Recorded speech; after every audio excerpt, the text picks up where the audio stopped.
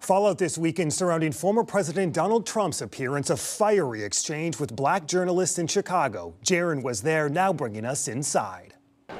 Hey Matt, former President Donald Trump appearing here at the National Association of Black Journalists Convention in Chicago this week, drawing criticism from some, but still the organization standing by its decision to invite the former president, as it does every election year, allowing any presidential candidate to come and address members and answer questions from black journalists about issues affecting the community. It didn't take long after that panel started for the attacks to be thrown, not only at one of the moderators, but also Trump's opponent, Vice President Kamala Harris. I've known her a long time indirectly, not directly very much, and she was always of Indian heritage, and she was only promoting Indian heritage. I didn't know she was black until a number of years ago when she happened to turn black, and now she wants to be known as black. So I don't know, is she Indian or is she black? She is always. You've attacked black journalists, calling them a loser, saying the questions that they ask are, quote, stupid and racist.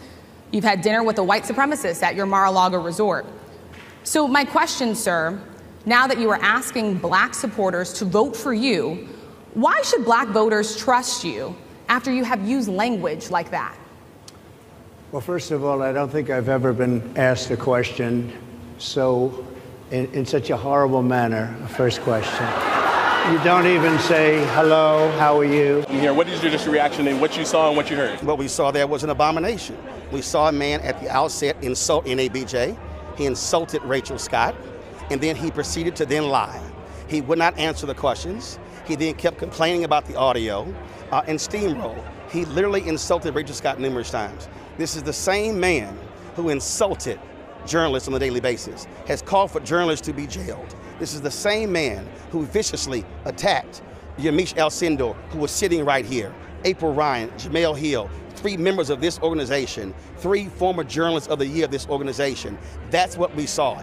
Everything that we just witnessed was exactly what we knew was going to happen, and that's exactly what he did. Some say as journalists, you still need to give him that platform. No, What's you're your wrong. response to that? Let me explain something to you.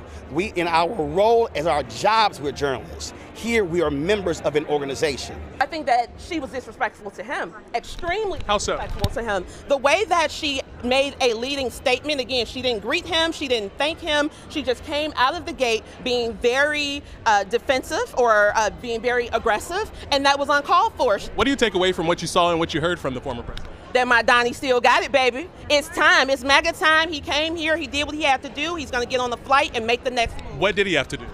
I'm sorry? What did he have to do? You said he came here and did what he had to do. What did he have to do? He had to show up and show people that he is not this racist weirdo that they keep trying to brand him as.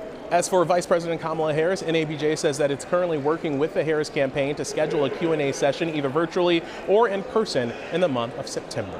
Matt? All right, Jaron, on the ground for us in Chicago. As we mentioned, Vice President Harris expected in Eau Claire Wednesday. This after that big endorsement, the United Auto Workers officially endorsing her. This coming just after the head of the Teamsters Union was the keynote at the Republican National Convention here in Milwaukee. This is probably not a typical speaker at a Republican convention, even though Republicans enjoy a lot of support, especially in the trades. They rely on a good economy. So to have this speech here tonight was not insignificant. John Drew is the chairman of the UAW Wisconsin State Cap Council. He joins us now. John, good to see you. Welcome to the show. Thanks, Matt. Great to be here. By some accounts, it took the Auto Workers Union a bit to endorse Vice President Kamala Harris. I'm curious, among union members and among leadership, was there concern about her candidacy? I think the main thing, Matt, is that we wanted to go through a process where there was some consultation with our local leadership.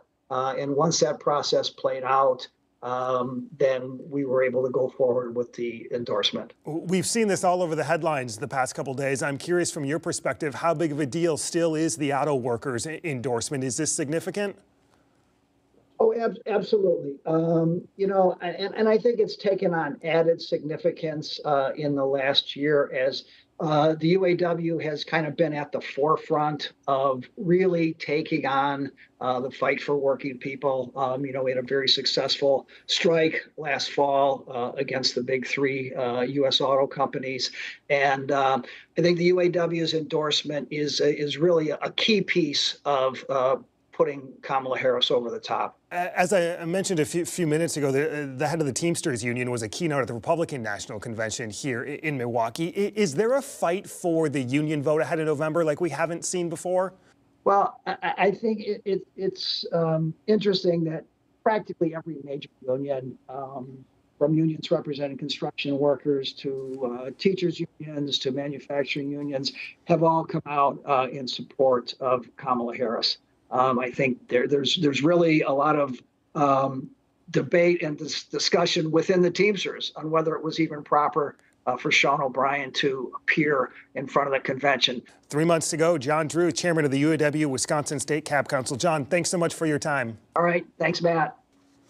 Up next, big spending, high stakes, and early voting underway. The constitutional amendments on your August primary ballot. The political fight, the implications. Jason Stein, president of the Wisconsin Policy Forum, here next to explain.